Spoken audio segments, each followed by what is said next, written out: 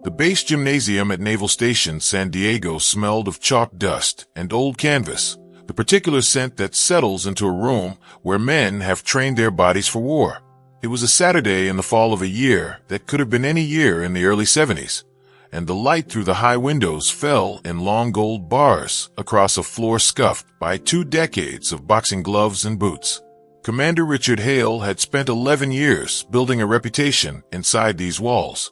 He was the Navy's unofficial hand-to-hand combat instructor for the base, a title he had never been formally given, but had earned through simple attrition. Nobody else wanted the job, and nobody else could do it as well.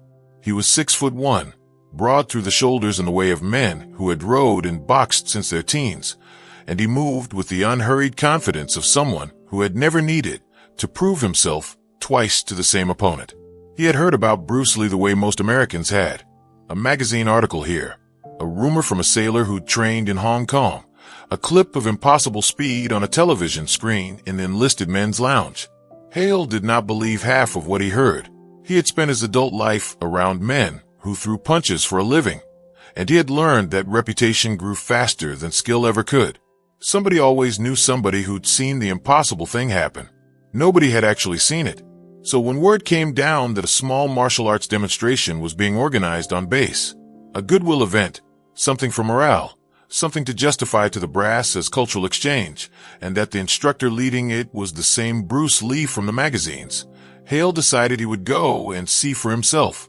He did not expect what happened next. The gymnasium filled slowly that afternoon. 30 or 40 sailors drifted in over the course of an hour, some curious, some simply glad for an excuse to be indoors. A folding table had been set up near the door with cups of water and a hand-lettered sign that said Demonstration 1400. Somebody had strung a banner that sagged in the middle. Bruce Lee arrived without any of the theater Hale had expected. No entourage, no music, no announcement. He walked in wearing plain dark trousers and a black t-shirt, carrying a small canvas bag, and for a moment nobody in the room seemed entirely sure who he was. He was smaller than the stories had suggested, 5'7", maybe 140 pounds, and he moved through the gathering crowd the way a man moves through a room he has already memorized, unhurried, aware of everything without appearing to look at anything in particular. He spent the first 20 minutes simply talking.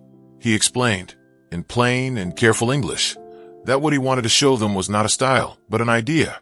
That rigid systems break under real pressure, that the body should move the way water moves, finding the shape of whatever it meets rather than fighting against it. He demonstrated on a wooden dummy, standing at the edge of the mat, his hands a blur of contact too fast for most of the sailors to track, each strike landing with a crack that made the front row flinch. Hale watched from the back with his arms folded, unconvinced.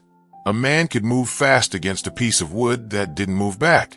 It was during the question period, when Lee had opened the floor to anyone curious about the underlying principles, that Hale finally spoke. He had not planned to, but something about the calm certainty in the room, the reverence with which these sailors, men who trained for actual combat, were receiving a demonstration against an inanimate target, pulled the words out of him before he'd fully decided to say them. "With respect," Hale said, and the room turned toward him. "Everything you've shown us works on a dummy that doesn't hit back. I've been teaching hand-to-hand to sailors for 11 years. I'd be curious what happens against someone who's actually trying to put you on the mat." The gymnasium went quiet in the specific way rooms go quiet when a challenge has been issued and nobody is yet sure whether it was meant as one. Lee turned to look at him. There was no offense in his expression, no flash of wounded pride, only the same attentive stillness he'd shown the wooden dummy a moment before, as if he were simply recalibrating his focus onto a new and marginally more interesting problem. "What did you have in mind?" Lee asked. Hale stepped forward from the back of the crowd, and for the first time the size difference became visible to everyone in the room at once, the commander topping Lee by half a foot and outweighing him by what looked like 80 pounds of trained muscle. Someone near the folding table laughed, a short, disbelieving sound, and was quickly hushed by an elbow. "Around," Hale said. "Controlled contact. I want to see if any of this holds up against someone who isn't standing still."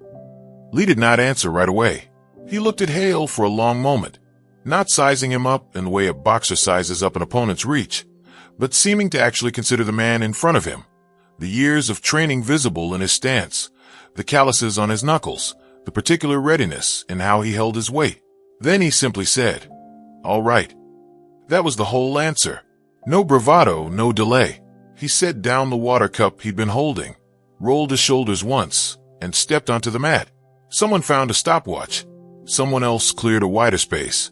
Sailors backing toward the walls with the specific electricity of men who sense they are about to witness something they will talk about for years. Hale stripped off his jacket and folded it over a chair, working his jaw the way fighters do before contact.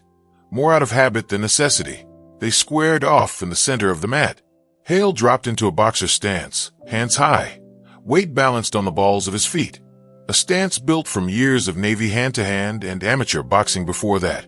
Lee stood almost casually across from him, hands loose at his sides, weight centered, nothing about his posture suggesting urgency. "Ready when you are, Commander," Lee said. Hale came in with a jab, testing distance the way any trained fighter would, not committing fully, simply feeling out the range. The punch found nothing. Lee had moved his head perhaps 3 inches, an adjustment so small that half the room would later argue about whether they'd actually seen it happen or simply inferred it from the miss. Hale reset, threw a real combination this time.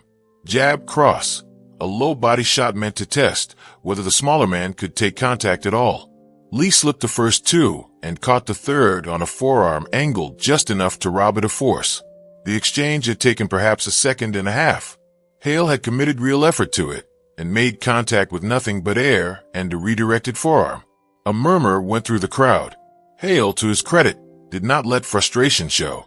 He had trained too long to let his composure crack after one failed exchange. He reset his feet and came again, more careful now, setting up his jab as a rangefinder before a real cross. Lee let the jab land, or rather, let it graze. A touch of contact, so light it barely registered, and in the same half-second stepped inside the following cross before it had built any power, closing the distance until the 2 men were almost chest to chest, too close for Hale's longer reach to matter.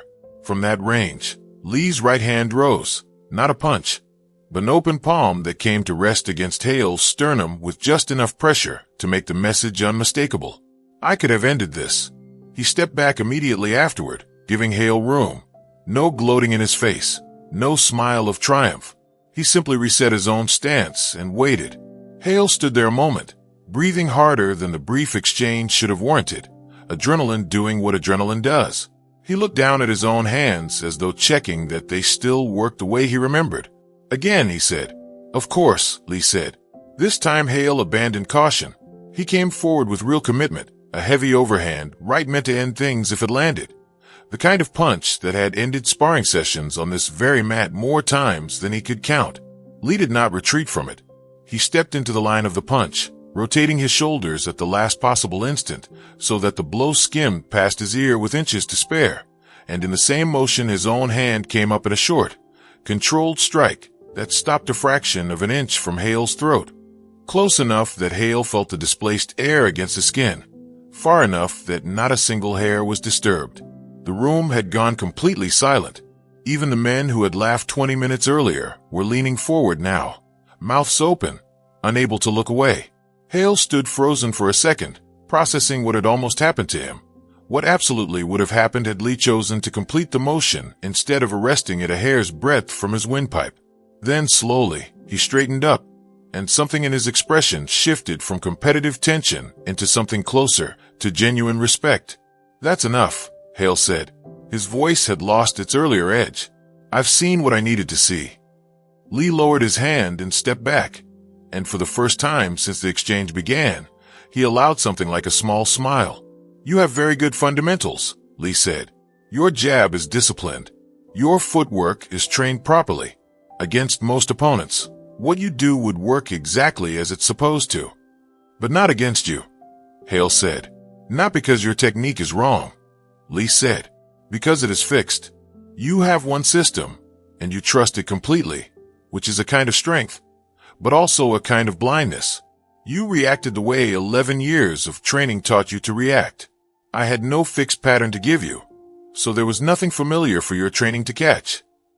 Hale considered this, breathing slower now, some of the color returning to a face that had gone pale in the second after the near miss at his throat. You could have hit me. Both times.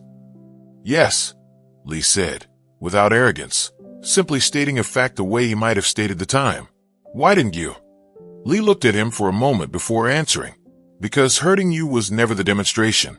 The demonstration was showing you the gap. The space between what you expected to happen and what actually happened. A bruise fades in a week.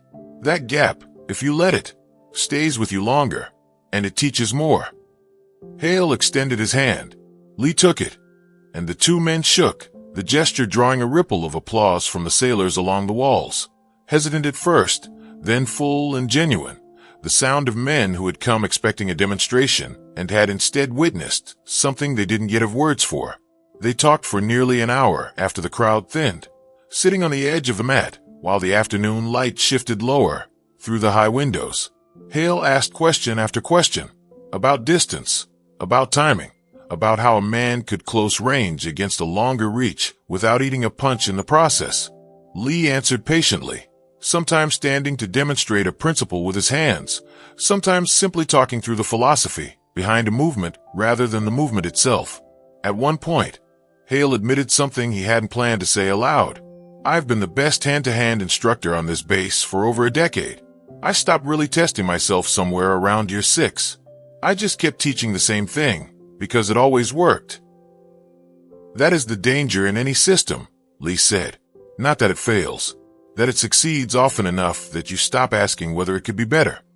Before Lee left the base that evening, Hale asked if he might visit his school sometime, if such a thing was possible for someone stationed on the West Coast with an unpredictable deployment schedule. Lee wrote an address on a scrap of paper and handed it to him. Tuesdays and Thursdays, Lee said. Come as a beginner. Leave the rank at the door. Hale folded the paper carefully and put it in his jacket pocket, the same jacket he'd set aside before stepping onto the mat an hour earlier, believing, in some quiet, unexamined corner of his mind, that his size and his years of training made the outcome of the afternoon a formality. He walked out of the gymnasium into the California evening a different kind of instructor than the one who had walked in, not because he had lost, in any way that would show up on a scoreboard, but because for the first time in a long while, he had been shown the outer edge of what he actually knew. The sailors who had watched that afternoon told the story for years afterward, the way stories like that get told, growing a little in the retelling, gaining details that may or may not have happened exactly as remembered. But the ones who had actually been in that gymnasium, who had seen the commander's punch stop a hair from Bruce Lee's palm and Bruce Lee's palm stop a hair from the commander's throat, always agreed on the one detail that mattered most. Nobody had been hurt that day. Somebody had simply been taught. And in the quiet decades that followed, whenever Hale ran his own hand-to-hand classes on base, he began every course the same way. Not with a punch, not with a stance, but with a single sentence he had carried out of that gymnasium and never let go of. Trust your training, but never stop asking if it could be water instead of stone.